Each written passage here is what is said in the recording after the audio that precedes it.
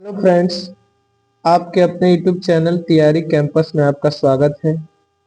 Teacher recruitment exam से संबंधित video के लिए चैनल को सब्सक्राइब करें, वीडियो को लाइक व शेयर करें।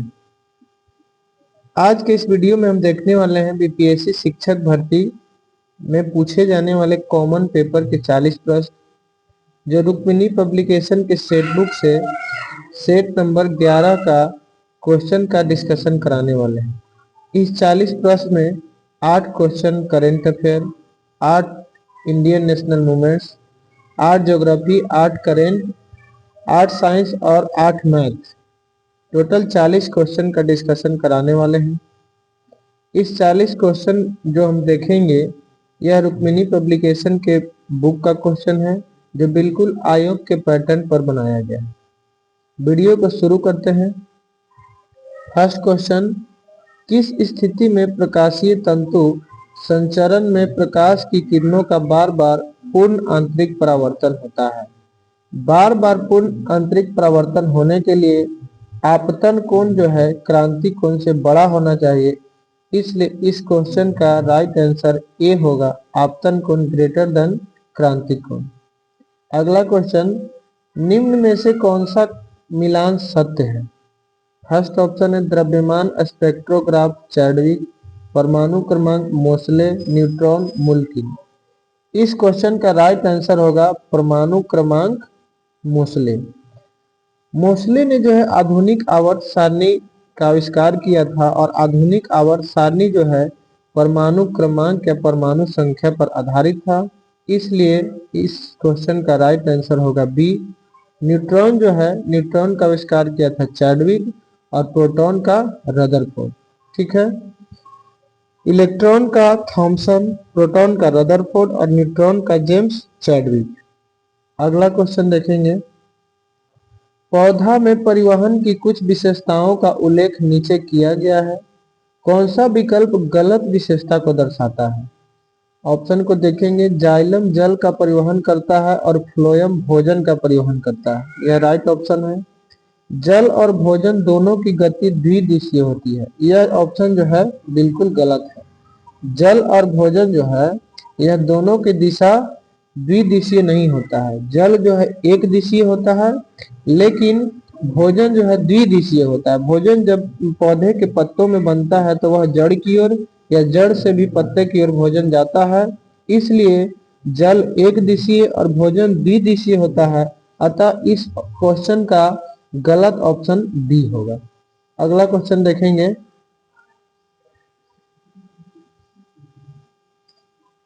मानव शरीर में श्वसन वर्णक कहाँ पाया जाता है? तो श्वसन वर्णक जो होता है लाल रक्त कणिका होता है, जिसे हम लोग आरबीसी कहते हैं, रेड ब्लड सेल। ठीक है, लाल रक्त कणिका जो है, इसमें क्या पाया जाता है?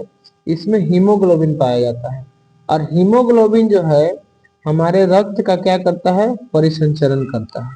इस क्वेश्चन का राइट आंसर होगा बी। अगला क्वेश्चन देखेंगे। निम्नलिखित में से कौन सा लवण लगभग 7 पीएच वाला जलीय विलयन उत्पन्न करेगा?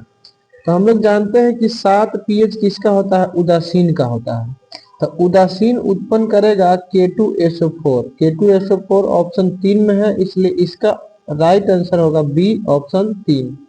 K2SO4 जो है इसलिए 7 पीएच होगा क्योंकि यह उदासीन है।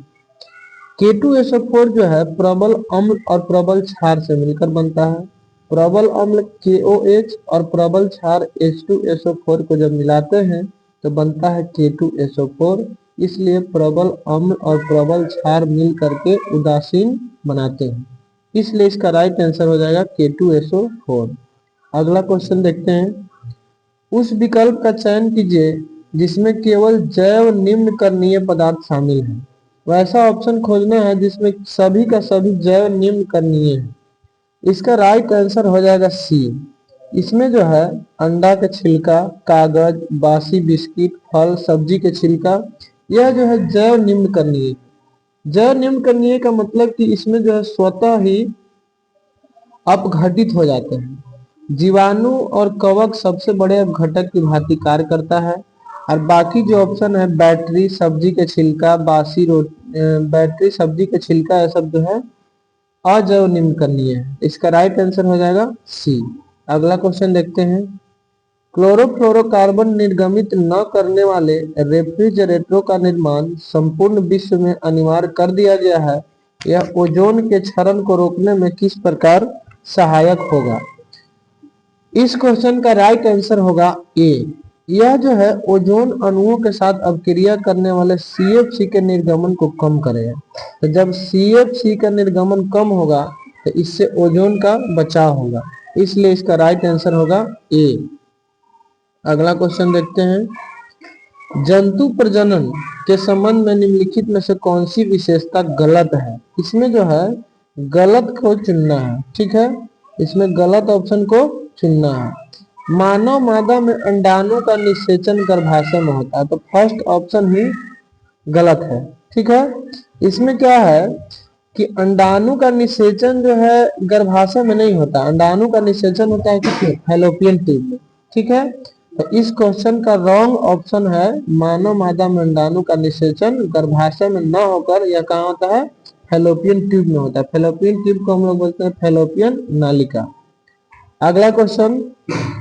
हाल ही में ब्रिटिश सरकार ने ओपेनहाइमर फिल्म के निर्देशक को उनकी फिल्म सेवाओं के लिए नाइटहुड उपाधि से सम्मानित किया है।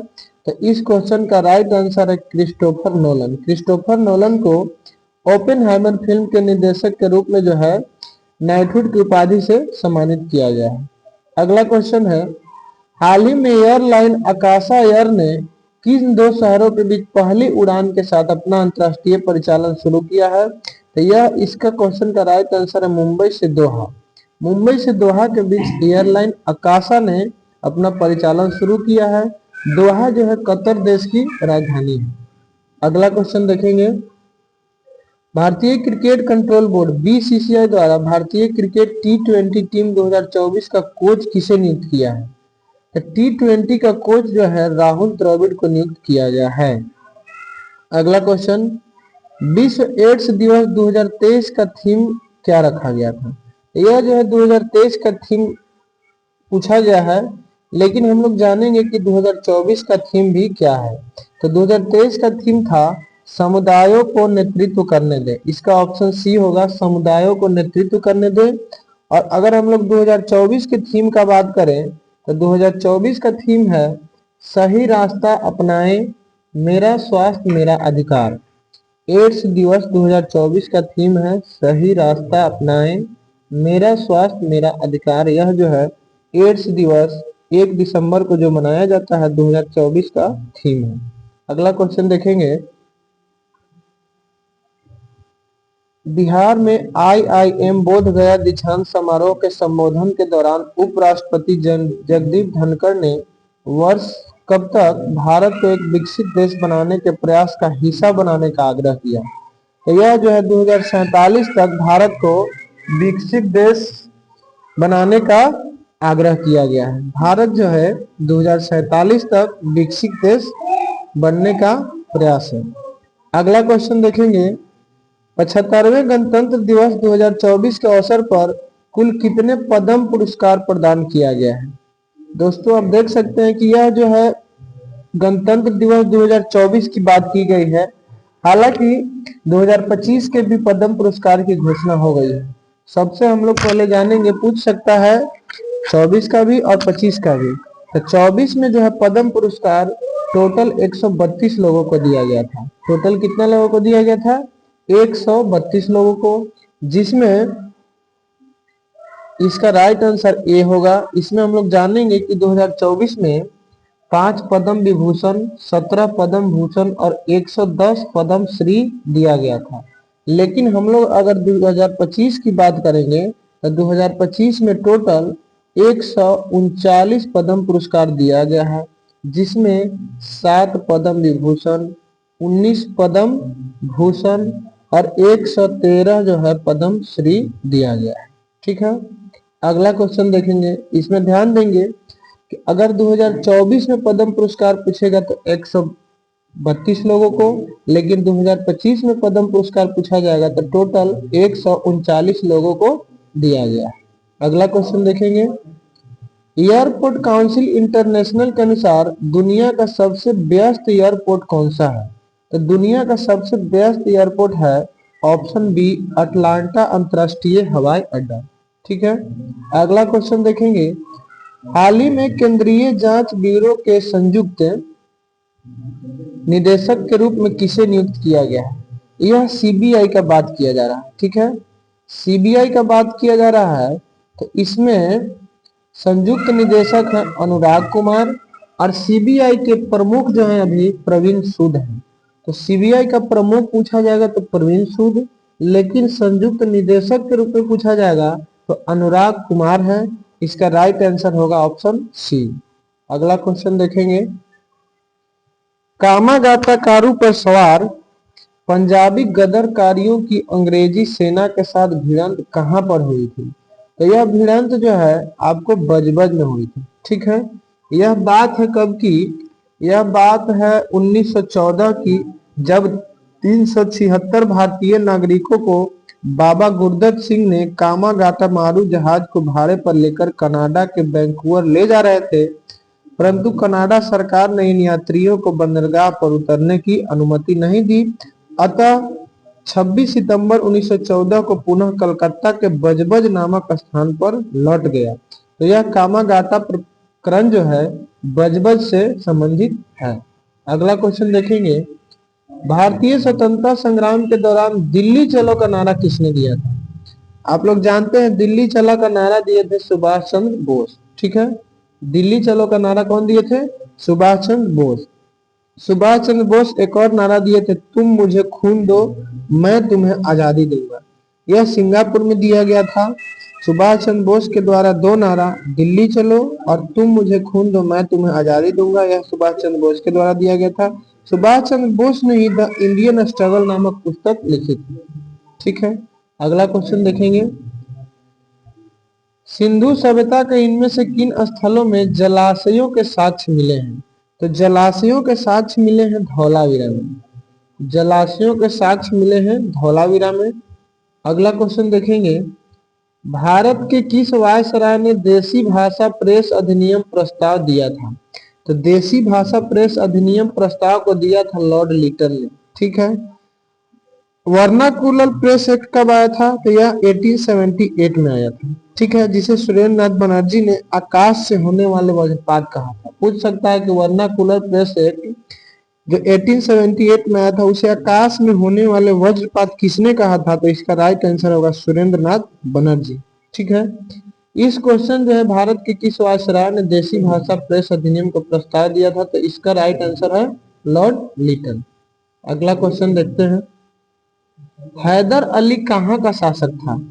तो हैदर अली जो है मैसूर का शासक था। हैदर अली मैसूर का शासक था। अगला क्वेश्चन देखेंगे, कम्युनिस्ट इंटरनेशनल के नेतृत्व हेतु चयनित किए जाने वाले प्रथम भारतीय कौन थे?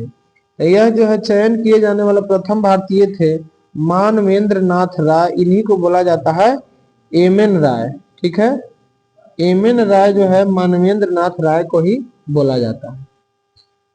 अगला क्वेश्चन देखेंगे, निम्नलिखित में से किस वायसराय ने 1929 में भारत के लिए औपनिवेशिक स्वराज यानी डोमिनियन स्टेट के अस्पष्ट प्रस्ताव की घोषणा की थी? इसका राइट आंसर हो जाएगा लॉर्ड इरविन। लॉर्ड इरविन ने ही डोमिनियन स्टेट के प्रस्ताव की घोषणा की थी। अगला क्वेश्चन है, 1934 में बनी कांग्रेस के सोशलिस्ट पार्टी के सचिव कौन थे? इसमें सचिव पूछा जा रहा है तो इसका राइट आंसर हो जाएगा जयप्रकाश नारायण। ठीक है, अगर सचिव पूछा जाएगा तो इसका आंसर हो जाएगा जयप्रकाश नारायण। लेकिन अध्यक्ष पूछा जाए तो हम लोग अध्यक्ष के रूप में जानेंगे कौन थे? आचार्य नरेंद्र देव थे।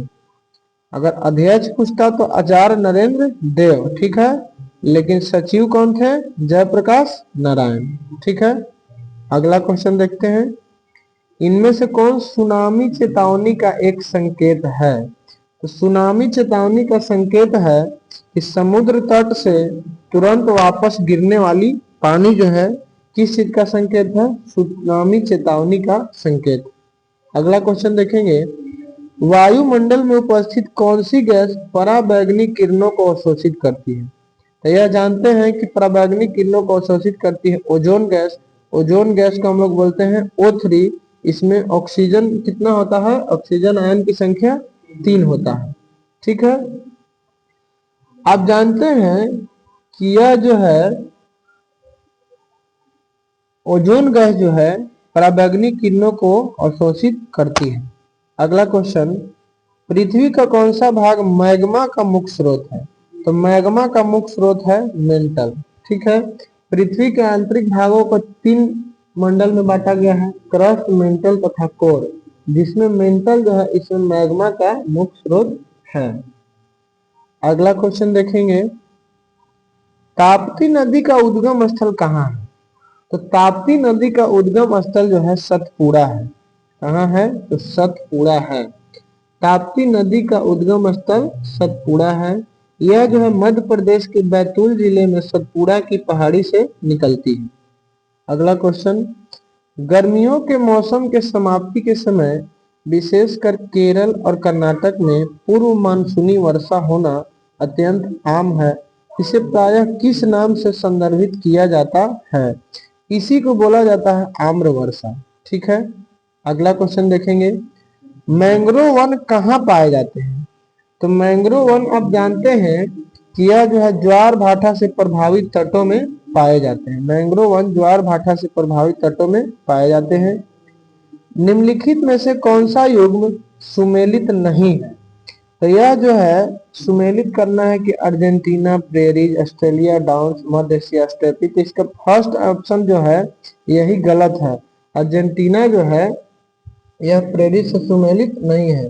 प्रेरित अर्जेंटीना में न होकर अमेरिका, कनाडा और मैक्सिको में एक घास का मैदान है, जो गलत ऑप्शन है। ठीक है।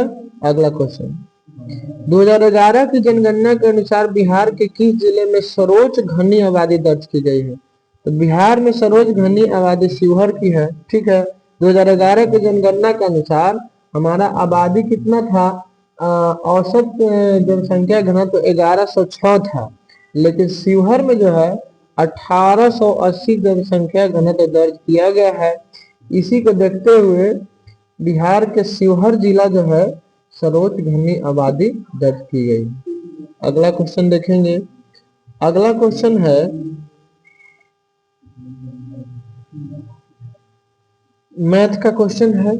इसमें ध्यान से देखेंगे, 2 टू द पावर माइनस 2 के power k into 4 to the power k plus 3 by 4 to the power minus k plus 2। इसमें सबसे पहले ध्यान देने वाली बात क्या है कि इसके आधार को हम लोग समान करेंगे। ठीक है। जब दोनों गुना में हो इसके आधार को समान करेंगे तो इसका पावर को हम लोग जोड़ सकते हैं। ठीक है। तो इसका पावर 2 है लेकिन इसका पावर 4 है, तो इसमें सबसे पहले हम लोग क्या कर देंगे कि 2 के पावर 2 कर देंगे। 2 के पावर 2 कर दिए हैं, तो इसको हम लोग हल करते हुए 2 इंटू पावर माइनस 2 के, और यहाँ पे 2 के पावर 2 किए तो टोटल हो गया 2 के पावर 2 के प्लस 6। ठीक है। अब जब 2 के पावर 6 हो गया, इसका बेस समान हो गया। बेस समान हुआ तो दोनों पावर को हम लोग क्या कर देंगे? जोड़ देंगे।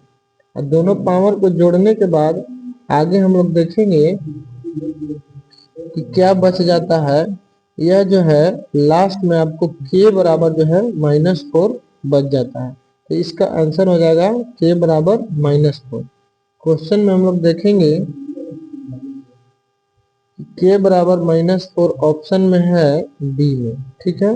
इसका राइट आंसर हो जाएगा बी। अगला क्वेश्चन देखेंगे, 64। त्रिभुज ABC में D समानांतर BC, जहां D AB पर स्थित एक बिंदु है और E AC पर स्थित एक बिंदु है, तथा AD अनुपात DB 2:5 है। यदि AC 8.4 है तो AE का मान ज्ञात करें। यह पूर्ण तरह से जो है त्रिभुज के थ्योरम है। थ्योरम में कहा जाता है कि जब किसी त्रिभुज के आधार के समानांतर कोई रेखा खींचा जाता है तो उसके भुजाओं का अनुपात बराबर होता है। भुजा मतलब बड़े त्रिभुज का भुजा और छोटे त्रिभुज का भुजा। ठीक है। तो AD बटा DB, AD बटा DB, ठीक है, यहाँ हम लोग देख सकते हैं कि AD बटा डीबी जो है बराबर ए बटा ईसी। ठीक है, अब बराबर इसका अनुपात क्वेश्चन में दिया हुआ है 2:5। ठीक है, आगे हम लोग देखेंगे कि जब एडी बटा डी बराबर ए बटा ईसी, ए बटा ईसी टोटल कितना है 8.4, यहाँ पे टोटल जोड़ के हो रहा है 7। ठीक है, यहाँ पे टोटल जब 7 हो रहा है तो वह किसके बराबर है, यह जो है 8.4 के बराबर है। तो यहाँ लिख सकते हैं कि 8.4 के बराबर है अनुपात 7। तो हमको निकालना है ए का निकालने के लिए 2 से गुना करेंगे। ठीक है, इसको जब हम हल करेंगे तो फाइनल आंसर आ जाएगा 2.4। ठीक है, इस क्वेश्चन का राइट आंसर होगा बी 2.4। अगला क्वेश्चन देखेंगे।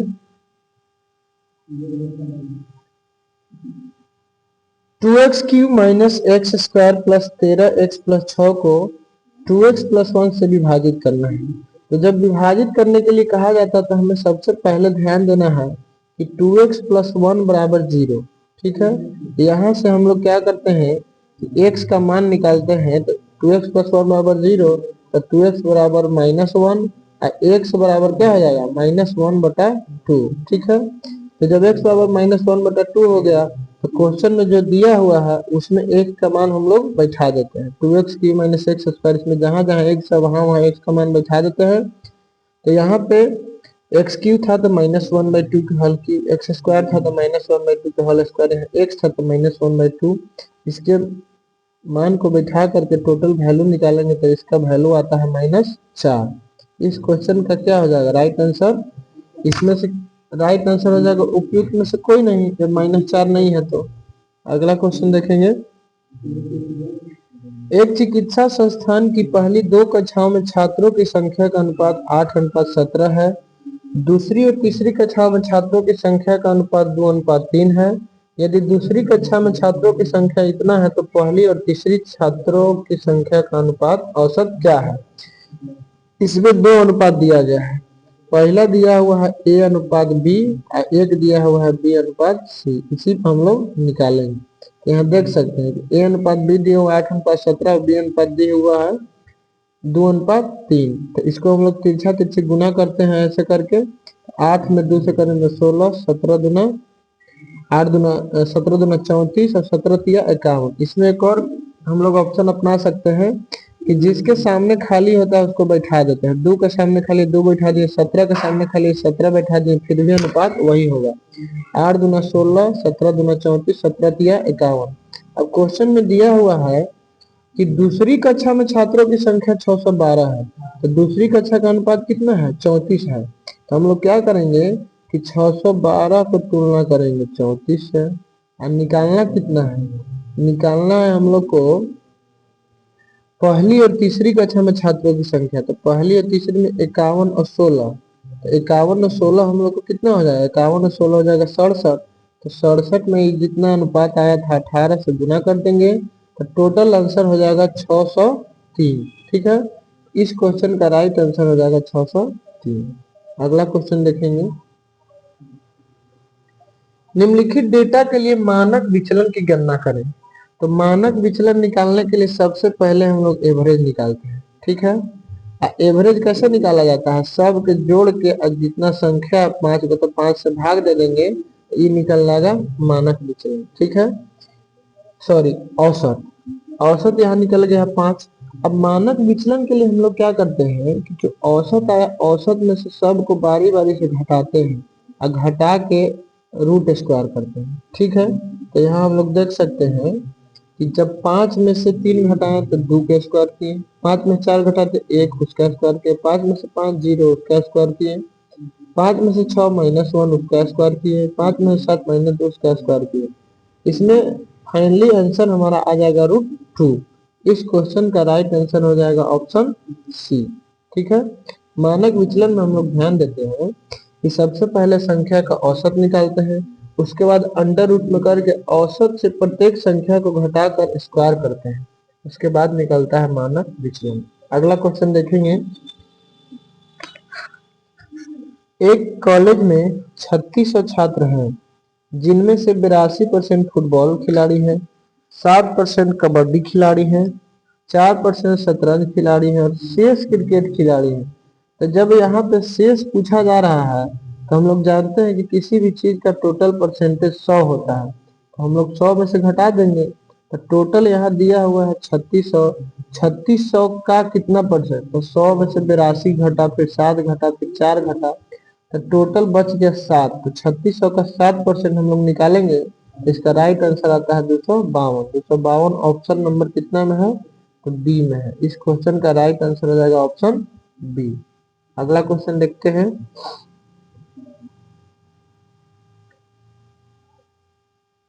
यदि cos 28 degree plus sin 28 degree बराबर k, तो cos 17 डिग्री का मान ज्ञात कीजिए।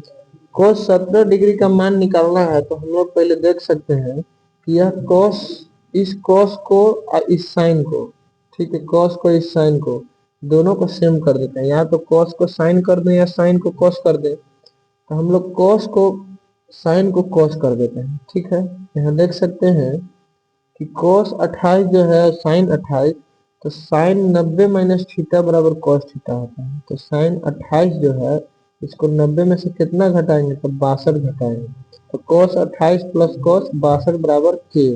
तो cos a प्लस b का फॉर्मूला होता है 2 cos a plus b by 2 into cos a minus b by 2। cos a plus b, cos a plus b का फॉर्मूला होता है 2 cos a plus b by 2 into a minus b by 2।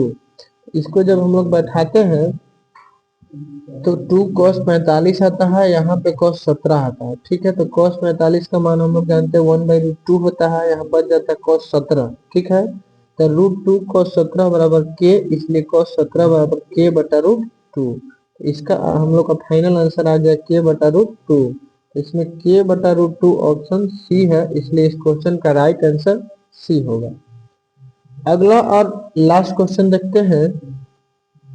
दो समकोण त्रिभुज सर्वांगसम होते हैं जब निम्न में से कौन सी स्थिति सत्य है। तो हम लोग थ्योरम में पढ़े हैं कि किसी भी त्रिभुज के सर्वांगसम होने के लिए क्या क्या शर्त है। ठीक है, तो इस क्वेश्चन का राइट आंसर हो जाएगा सी। जब उनके कर्ण बराबर हो और उनमें से एक त्रिभुज की एक भुजा दूसरे त्रिभुज की संगत भुजा के बराबर हो, तो क्या होता है, त्रिभुज जो है सर्वांगसम होता है। ठीक है, सर्वांगसम होने के लिए एक कर्ण को बराबर होना जरूरी है और उसमें दूसरे त्रिभुज की संगत भुजा की लंबाई बराबर होना जरूरी है। ठीक है, इसमें हम लोग देखेंगे कि दो त्रिभुज है, इसमें AC बराबर PR है। एक त्रिभुज के A भुजा और दूसरे त्रिभुज की A भुजा बराबर है, उसके साथ साथ AB और PQ बराबर है। ठीक है, इसमें AB और PQ बराबर है। तो जब दो भुजा बराबर है तो हम लोग कहेंगे कि त्रिभुज ABC तथा त्रिभुज PQR क्या है, सर्वांगसम है।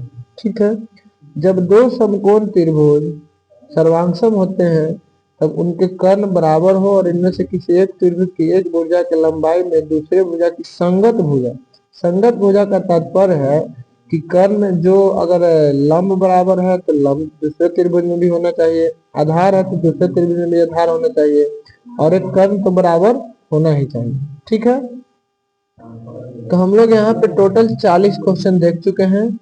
अब हम चाहेंगे कि आप कृपया इस चैनल को सब्सक्राइब कर दें, वीडियो को लाइक और शेयर कर दें। वीडियो अच्छा लगा हो आप कमेंट में जरूर बताएं, क्या इस वीडियो में रिक्वायरमेंट हो सकता है, कृपया आप अपना सजेशन जरूर दें। धन्यवाद।